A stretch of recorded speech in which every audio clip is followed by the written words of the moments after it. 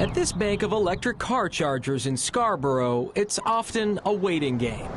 It's just been a nightmare, really. For drivers like Guy Keniston, who's here to charge a few times a week, the frustration comes from these orange cones, which mark the chargers that are offline and not working. It's very rare to see more than 2 of the chargers operating at the same time.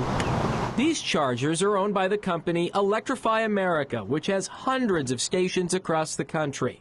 They've also partnered with EV makers like Hyundai and BMW to offer 2 years of free charging for customers. And that was probably a big incentive for buying the car. That was a major incentive over buying a Tesla. But that incentive is limited to Electrify America's network. And since they only have 2 stations in Maine, one in Kittery and one in Scarborough, there's usually high demand. Last weekend I arrived here, only 1 station was working, 6 vehicles pulled up, and everybody just threw their hands up and drove away. To test reliability ourselves, the I-Team visited the Scarborough station multiple times over the past week. On one day, we found 3 chargers out of service, while on another, there were 2.